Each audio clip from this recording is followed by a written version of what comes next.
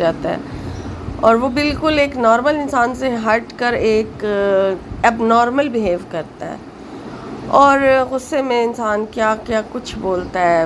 بعض لوگ تو گالیاں وغیرہ بھی نکالتے ہیں، اور بہرحال یہ اچھا نہیں ہوتا.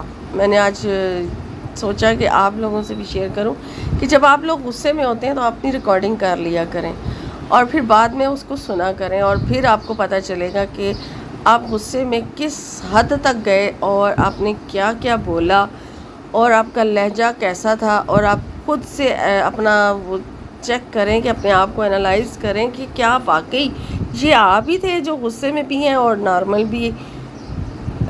آپ کتنا چینج، کتنا ڈفرینس ہے ان دونوں چیزوں میں، ایک غصے کی حالت والا انسان اور ایک نارمل انسان.